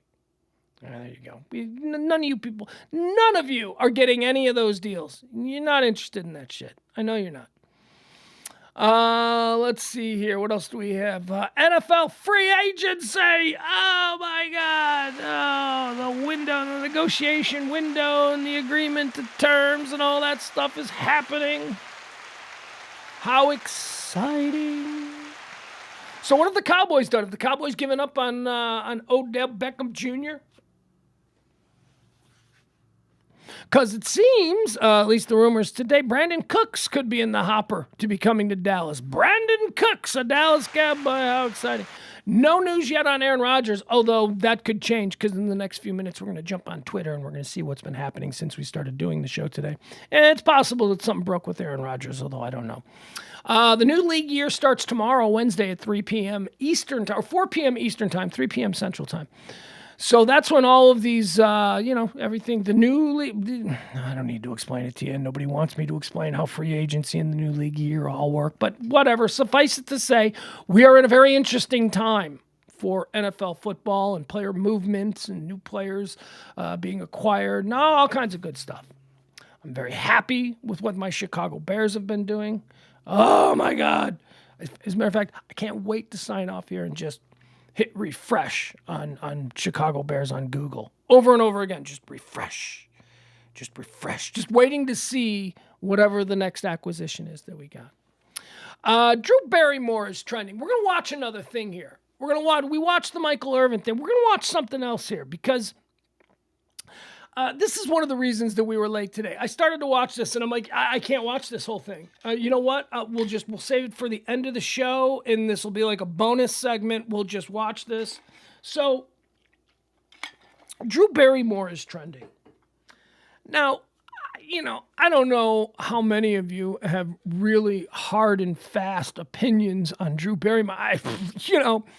Drew Barrymore, cute kid. She was Gertie, right? She was Gertie in E.T., adorable. Famous, like, as long as I can remember. Drew Barrymore's been famous forever.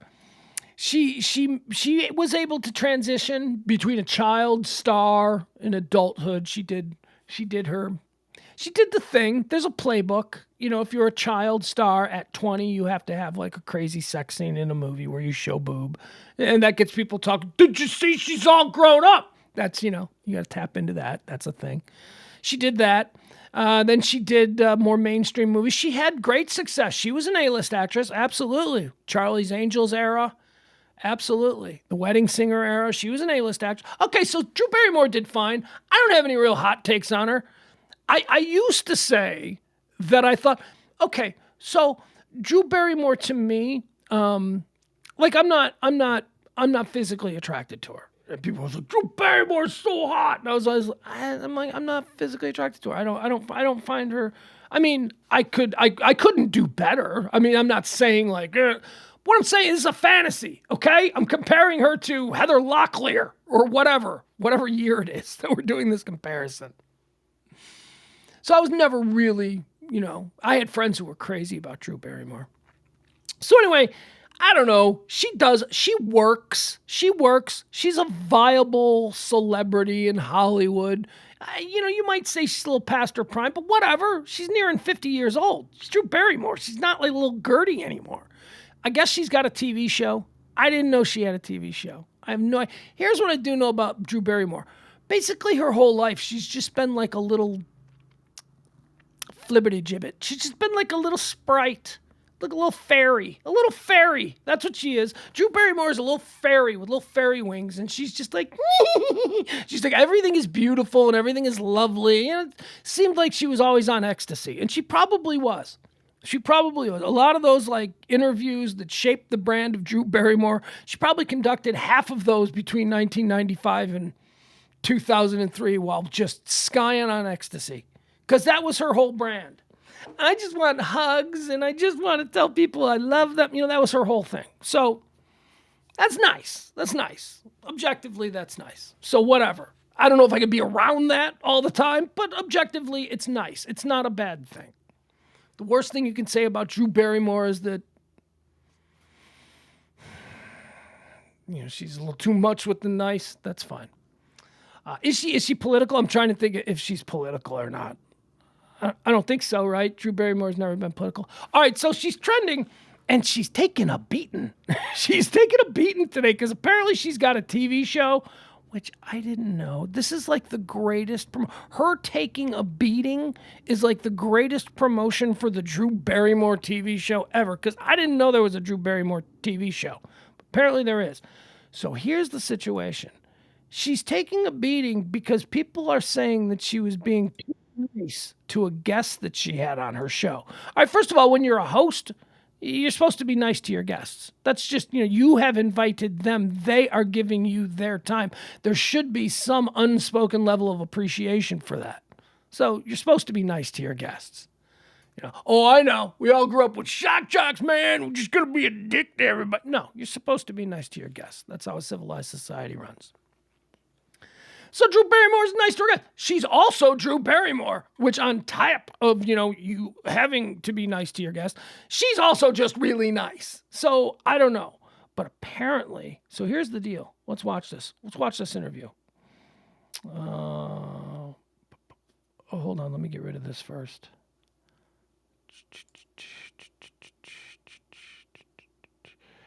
All right. Let's get rid of that. There we go. Nope. Let's get rid of that. All right. So, Drew Barrymore apparently interviewed a trans person, or I don't know. I don't know. I don't keep all this stuff. So Drew Barrymore has been an embarrassment for years. Here's the type of like attacks that she's getting, and I don't understand why she's getting these attacks, but here. And I want to watch the interview because I just want to see if it's terrible or not.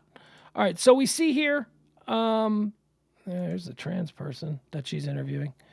The tweet here says, this is from someone, Savannah Hernandez. Savannah Hernandez says, Drew Barrymore has been an embarrassment for years.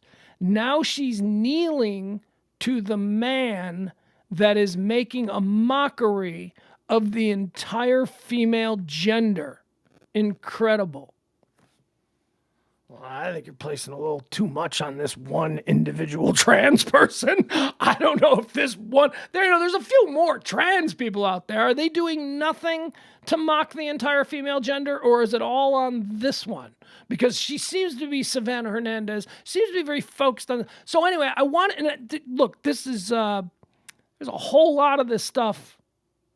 There's a whole lot going on about this stuff, about Drew Barrymore. So let's watch the interview. Let's see why people are so angry at this Drew Barrymore interview. Let me ask you about the negativity. How have you dealt with it? And what's an approach you take? What's your self-talk? What do you filter? Yes. How do you... I still read the comments, but there is so much hatred directed at the trans community right now. It's everywhere. And I think the greatest weapon that I can contribute is trans joy and comedy and talking about hard. That's the other thing.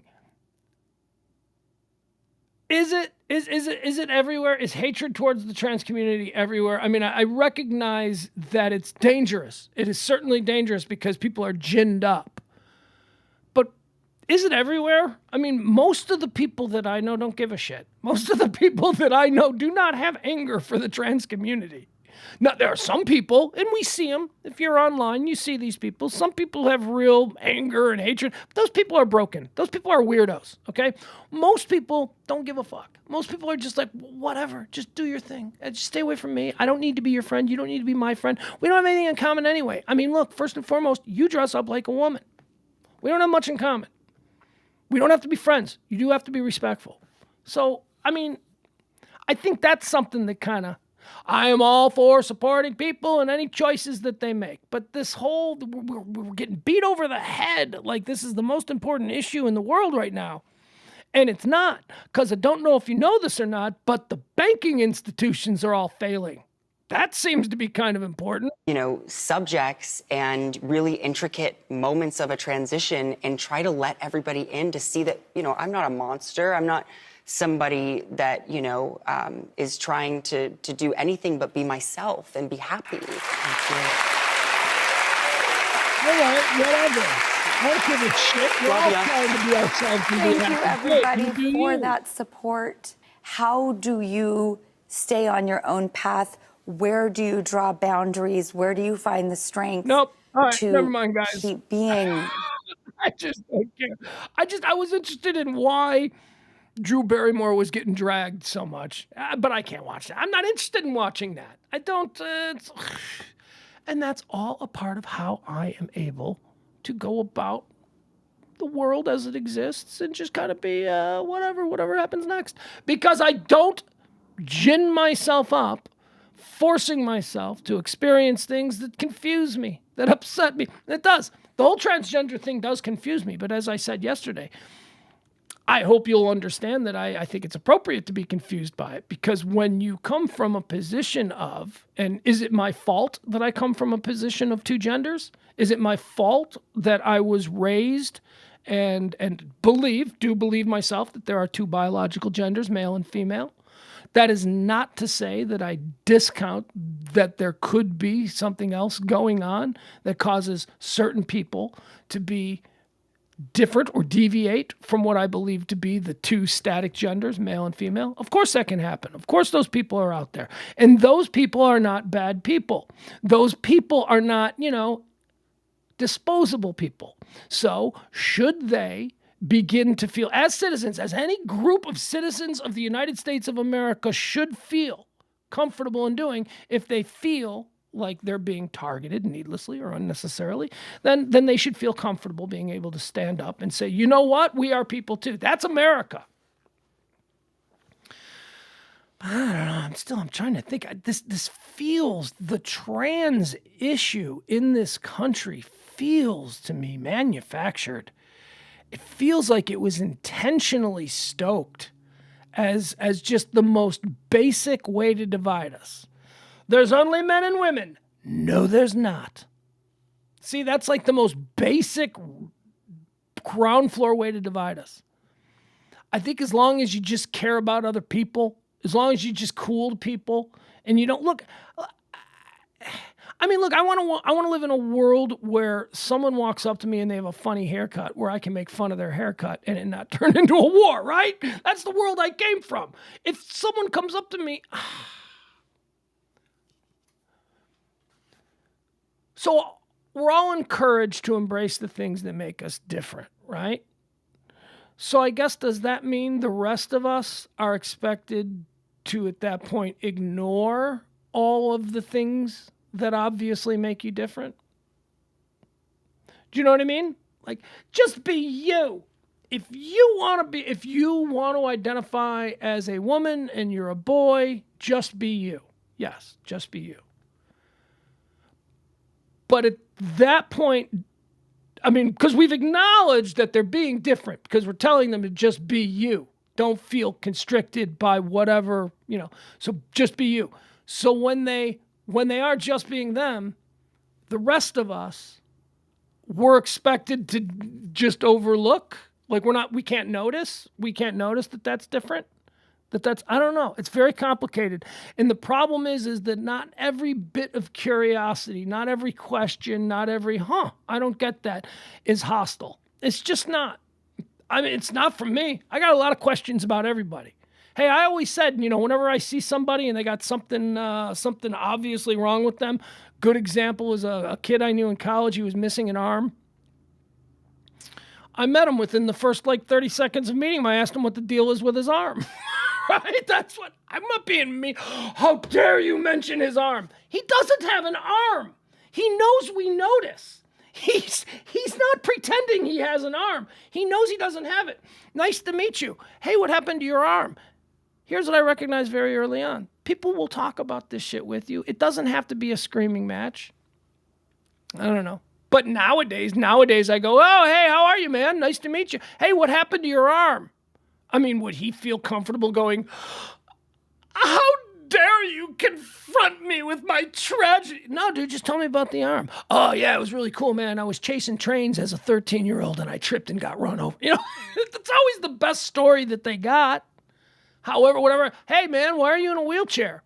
That is the best story that guy has. And he doesn't mind telling it, I promise you, because you're freaked out that he's in a wheelchair, because you're thinking about what life would be like for you in a wheelchair. That's why you're freaked out in this encounter. The dude in the wheelchair has been in a wheelchair for 20 years.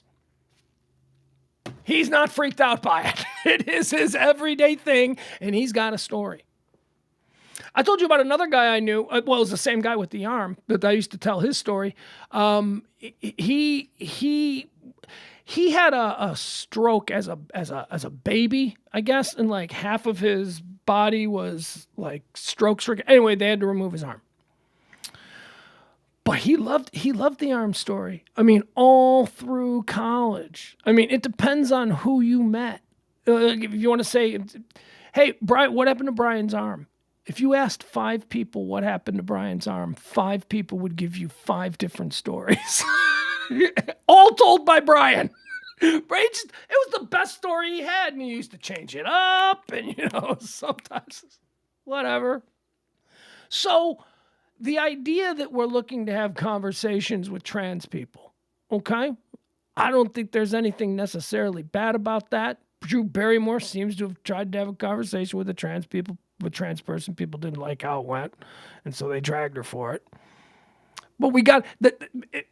It's got to be twofold. So if someone, and I'll represent the rest of us, the non-trans people, because I'm pretty open-minded, and So if we go into this conversation, you've got to allow me to have my questions, and you can't be victimized by my questions, because the ground rules that we will set before we start the conversation will very clearly state that I have no malice in my heart towards you and no intention whatsoever of hurting you. Okay, so this is just a conversation for my own personal edification. Hell, if we can do that. Although, we used to do that on Pugs and Parker. Remember, we had a trans co-host on Pugs and Parker, and we could never talk about stuff like that. Missed opportunities. All right, guys, that's gonna do it. We're pretty. Oh, you know what? Should I check on Twitter? I should check on Twitter. Yeah, because I started 15 minutes late today, so I got nowhere to be.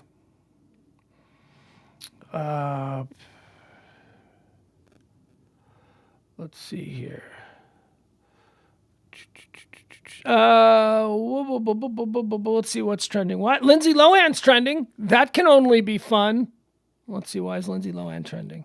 What did she do? I've got a theory on Lindsay Lohan.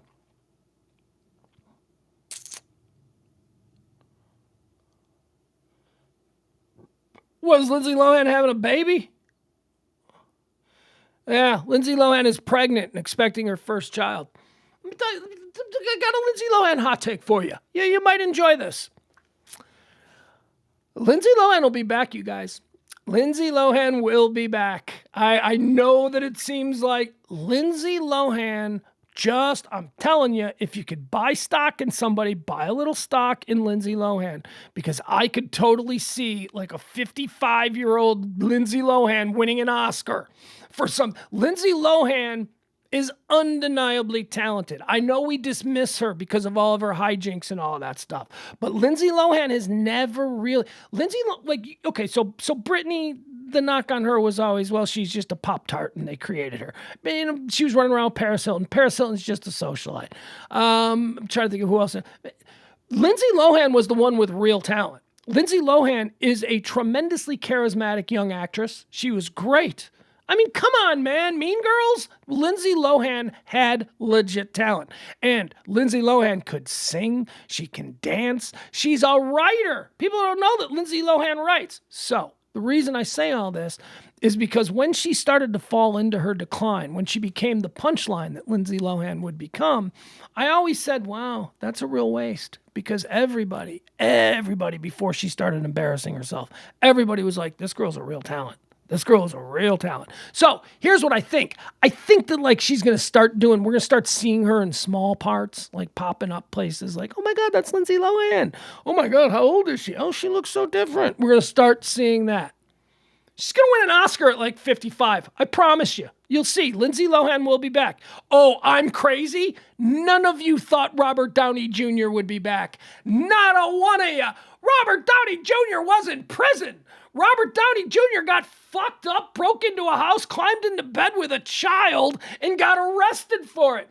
Robert Downey Jr. is today one of the biggest movie stars on the planet. And he was done. He was done. So don't tell me Lindsay Lohan can't be the female Robert Downey Jr. Your Honor, I rest my case. All right. She's pregnant. Yay! Lindsay Lohan's pregnant. Good for her. Oh, I also kind of think she's a bit of a pig woman. She kind of repulses me.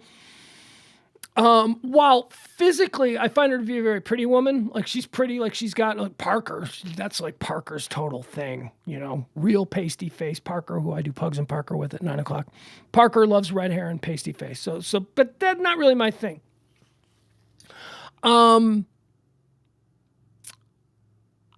I watched a reality show with her once when she was really desperate and she really seemed to be in the throes of all kinds of problems, and she agreed to do the reality show because she probably needed a revenue stream. And there was a scene where she was moving apartments, and so she was boxing up stuff in her apartment in this reality show, this Lindsay Lohan reality show. And if I remember correctly, it was contracted for a season. It was supposed to be 12 episodes for a season. And Lindsay lost interest after 5 episodes. I think she just walked away from it. I think it just ended after 5 episodes or something. I don't know. I might have that wrong. Maybe I just lost interest and stopped watching after 5 episodes. So there's a scene where she's moving apartments. And she's got boxes and she's putting things, she's talking to her assistant, and she gets up and she moves into another room of the apartment, and then she, boxes something in there and she moves to another room. She moved between about 3 or 4 different rooms in this New York City apartment that she was moving out of. In every single room, she had an ashtray with a cigarette going in it, and she would just walk from room to room picking up. It's like she had someone whose job it was to make sure that she never entered a room without a lit cigarette in the ashtray. It was like, of all the things that you think, well, if I was a celebrity, here's what I'd blow my money on. She had lit cigarettes in all the ashtrays. I have never seen that. Oh, I'm not a smoker, so that had never been a fantasy. When I make $1 billion, I'm going to have lit cigarettes in every ashtray of the rooms I walk into. That's never been something I've fantasized about. But I just thought, that is gross. Imagine how bad that house smells like cigarettes. But she can't smell anything because of all the cocaine. What else do we have here? Anything on Aaron Rodgers yet? Nope. There's a Team USA World Baseball Classic game tonight. I'm thinking about watching because Lance Lynn is pitching, but I can't. I can't watch the World Baseball Classic anymore. I can't watch baseball anymore without a pitch clock. I have been ruined by the Major League Baseball pitch clock. Holy shit, the World Baseball Classic was like pulling teeth. It's pitch the damn ball. You know, it goes like, oh, shaking it, no, shaking. Then he throws over the first, and he's shaking him off. And he throws over to first again, and then the batter steps out. Oh my God, it takes forever. I'm telling you, this new Major League Baseball pitch clock is the greatest innovation in baseball history. There you go. Greatest innovation in baseball history. Well, allowing black guys to play. That was pretty great too. That was a good one. That was allowing the blacks to play baseball. That was a good innovation. But short of that, the pitch clock. Fantastic. All right.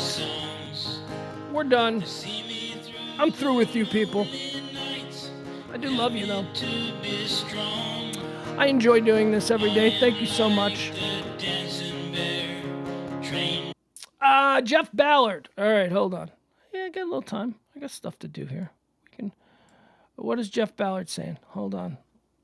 I can't.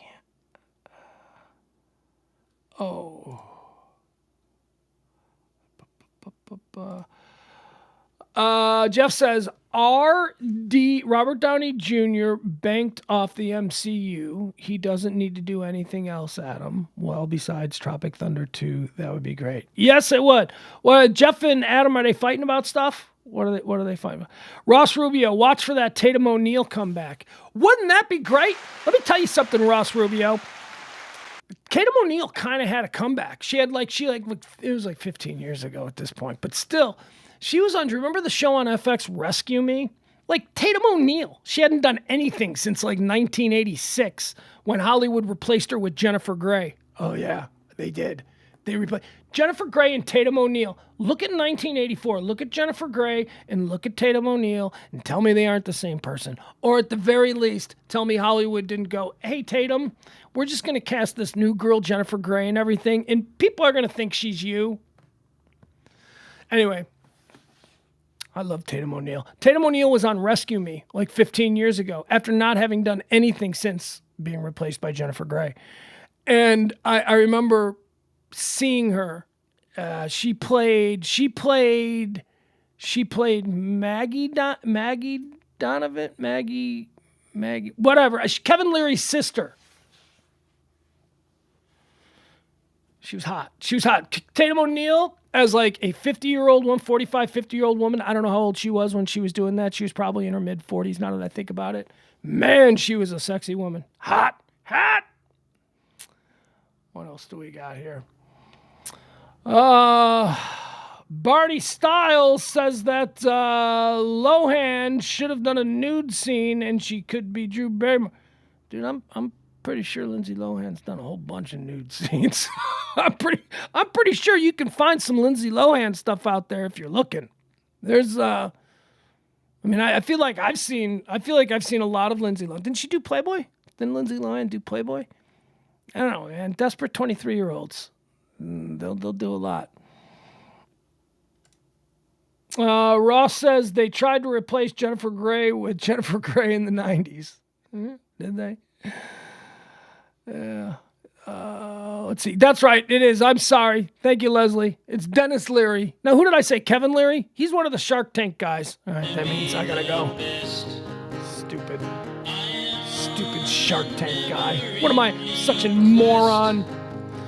Tip the show. The show only exists because of your gratuities. We do appreciate them. Please help the show because nobody is. All right. Bye, everybody. We'll see you tonight at 9 o'clock. Pugs and Parker, Pillow Talk tonight at 9 o'clock. And then we'll be back tomorrow with more High Noon. Thanks, folks. Bye.